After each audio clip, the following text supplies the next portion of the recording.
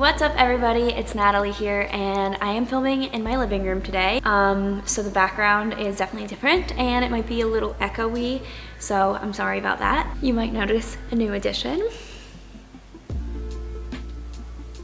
I just got a dog. So everyone meet Bambino. I will pick him up at the end of the video to show you because I don't want him to be rowdy and he looks like he's going to sleep.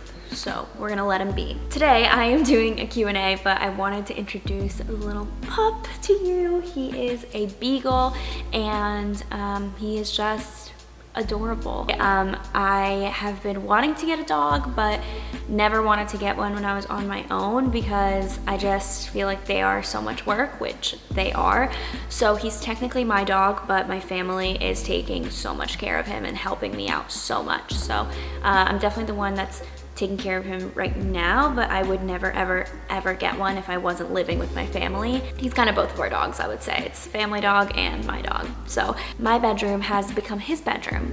So his stuff is everywhere and it's just such a mess. So I'm like, we're just gonna film over here. Anyways, I haven't done a Q&A in such a long time, so let's just get into it. Okay, so the first one is, how do you balance all of your passions, entrepreneurship, real estate, social media? So this is definitely a question that I have gotten asked quite a bit. I think it's because on social media, I feel like I look like I do a lot more than I do.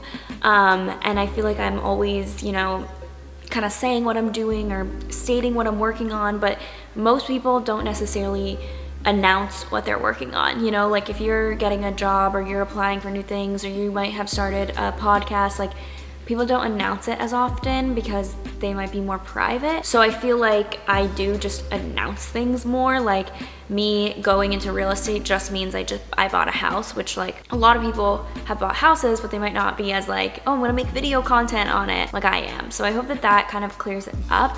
But the way that I balance it is honestly just time management. It's putting things on a calendar, it's putting things on a schedule, it's making sure that I have enough time to do everything, and it's making a lot of to-do lists. I feel like people can get intimidated before they even get started, and so honestly all you have to do is just get started. Like if you want to do something, start on it, see how much time it takes you, and then if you think that you can do something else, do that and adjust. But I think people spend too much time in the planning process and they spend too much time in the thinking about starting something and they never actually start. So you have to just start on whatever you are passionate about. Sometimes what you start doesn't end up working and then you have to cancel it, or you just end, like you don't continue doing it, but that doesn't mean that it wasn't worth starting. What are you most looking forward to in 2021? I feel like I honestly am not looking forward to that much in 2021. I don't know what the year will bring. I have no idea how much longer you know, that we'll be in this pandemic. I have no idea how much longer things won't be normal anymore, so I don't really want to plan anything.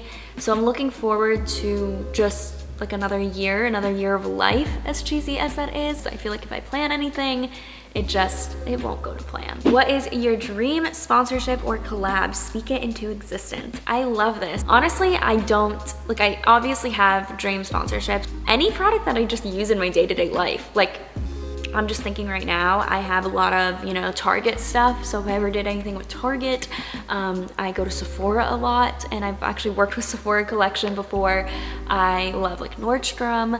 I just got a dog and I'm feeding him farmer's dogs, so something like that. Like any company that I just regularly use would be a dream sponsor, and I am very grateful to say that I have worked with so many of my dream sponsors. I really do work with companies that I just use already. It's really cool. I mean, I definitely wouldn't think that I'd be doing this if you asked me this even like 3 years ago, but that I'm kind of working with some amazing brands today is just really crazy. This question is, what do you miss most about living in New York City? Oh my gosh, I miss New York so much. I miss New York pre-COVID though. I don't miss COVID New York. While I know that it is still like, you make the most of it, it's still New York City. I was there from May until September, so I was there partially during COVID, not during March or April, which were the worst months. I enjoyed my time there. I took so many walks. I explored the city like I had never had before. I miss New York City a lot. I really, really do. I miss just the energy of it. I miss the city, and I feel so ashamed that I only was there for 1 year. I really barely experienced it, I feel like. I miss definitely pre-COVID life in general, but especially New York, and I just miss the energy.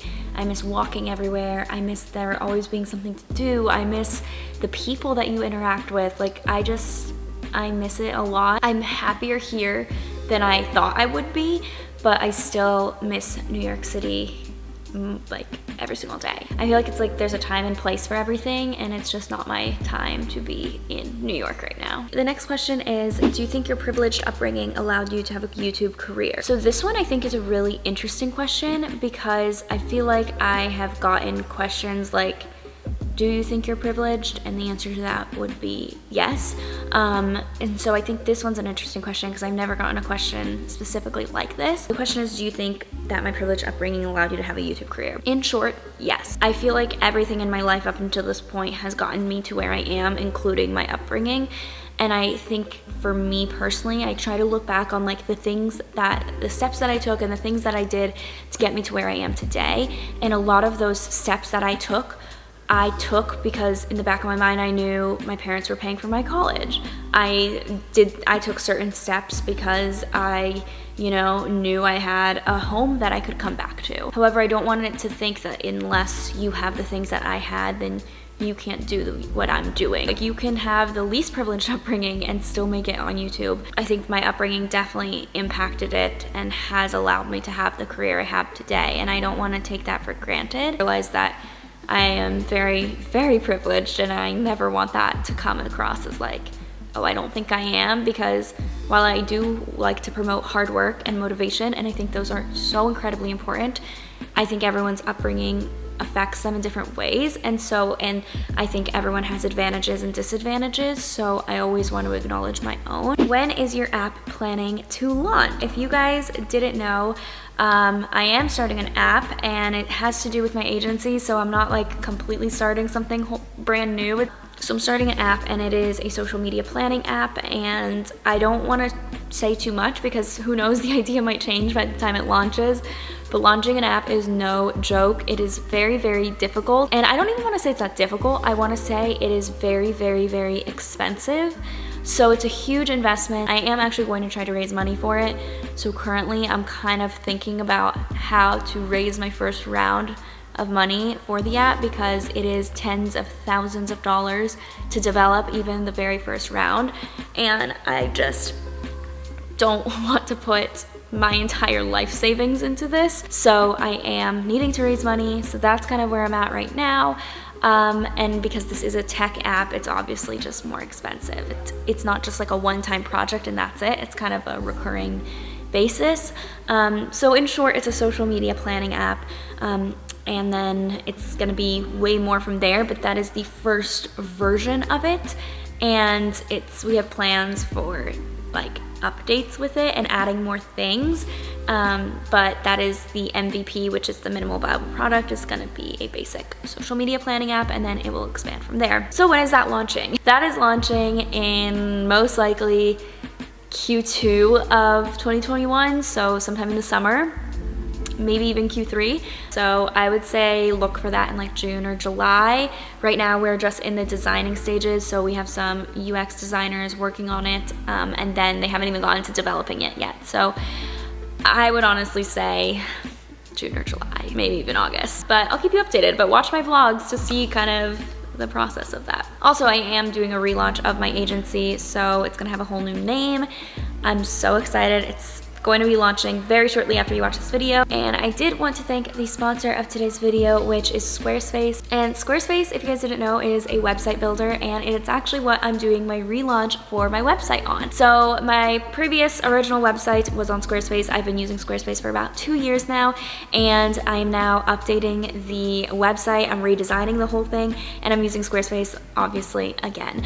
They make it so easy to redesign, to create a website, to create a beautiful aesthetic, but yet like gets the message across type of website. And what I like the most about it is not just how beautiful it is, because that is definitely chef's kiss. They know how to make a very, very good website, just looks only. But aside from that, it's all of the features that are included with it. So I have all my analytics on Squarespace. I do my email marketing on Squarespace because I love the templates and just how easy it is to have everything in one place. I've tried other email marketing apps and I absolutely hate them. So Squarespace makes it so easy. It's just easy. It's honestly just makes life easy. And when you are building a company, the last thing on your mind is, how do I get this website to work? Whatever it is, definitely be sure to use Squarespace, and you guys can use my code Natalie Barbu for 10% off of your whole order. So thank you so much, Squarespace, for sponsoring today's video, and I can't wait for you guys to see the rebrand and also the app whenever that launches. Next question is, how far along are you on the new house? So not far at all. My closing date is actually in 2 days from now. So in 2 days, I will have the keys and I will be a homeowner. But as I'm filming this video, I am not a homeowner yet. The reason why the closing took so long, it took about a month and a half, it was an estate sale. And so with estate sales, for some reason, they took longer. So the closing date was not until the new year. So this week, I am officially closing on the house and going to be a homeowner. Do you see yourself moving back to New York City? The #1 question that I got. So the answer to this is yes. The percentage has decreased, I will say, than when I first originally moved. And that is only because I have no clue how long it will be to get back to normal. And I don't want to move there if things are not more normal. Because I feel like if I'm living alone and I'm paying a lot of money in rent, even if rent has decreased, which I know it has, it's still expensive, and then I can't do anything, and I'm living by myself in a 1-bedroom or a studio apartment, I'm just gonna feel really lonely. I feel like I'm gonna be wasting money. Right now I'm saving a lot of money. I don't know, I don't see myself going back there until things are more normal, and I don't know when that is. So if that's in 3 years, then I don't know if I'll move back. But if it's in 1 year, then I probably will move back. So it just depends. It totally depends. I mean, I remember when I moved, I was like, in the new year, I'm gonna move, because I thought that by the new year, things would be normal. But they're not. So that's why I'm like, I'm just gonna move whenever things are normal. Yeah, I'll keep you guys updated though. You will definitely be the first to know. What home renovations are you doing first? Oh, guys, stay tuned for the video of, I'm gonna do a house tour of a before, like a before house tour. And I'm gonna show you guys, like, talk through all the renovations. But we're renovating the entire thing. It will be a brand new house. Like, whole thing is getting renovated. Not just the kitchen, not just the living room, not just the outside. It is a brand new house, and I am so excited. Say something in Spanish, please. Hola, me llamo Natalie, y tú quieres que yo hablo en español, pero mi español no es perfecto, y mi acento es ok. Necesito practicar más. Y entonces voy a practicar con mi mamá, porque ella es de Honduras. Y voy a practicar con mis abuelos, porque ellos hablan español. Necesito que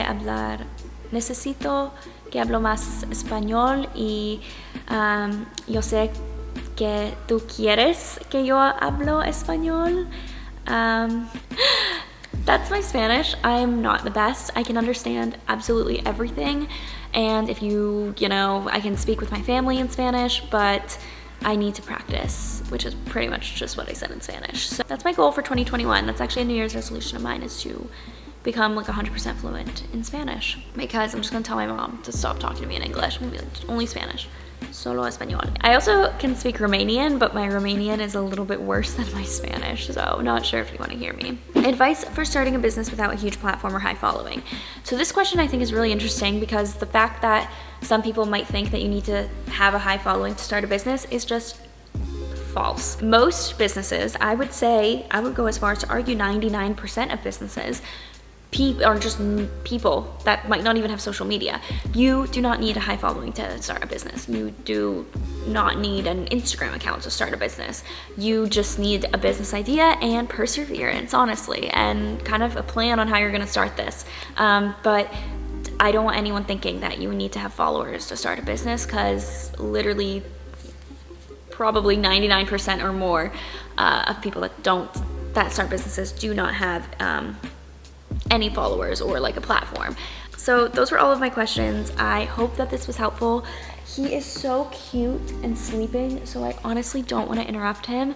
I'll just like show you him on the camera. I don't want to pick him up because he's being so good and he's in his teething phase, so he's like fighting everything. But thank you so much for watching. I hope that you guys enjoyed this Q&A. I hope that you guys all have a happy new year. I'd love to hear your New Year's resolutions, your New Year's goals, any plans for 2021, and I hope that you guys all stay healthy. I'm not sure I understand.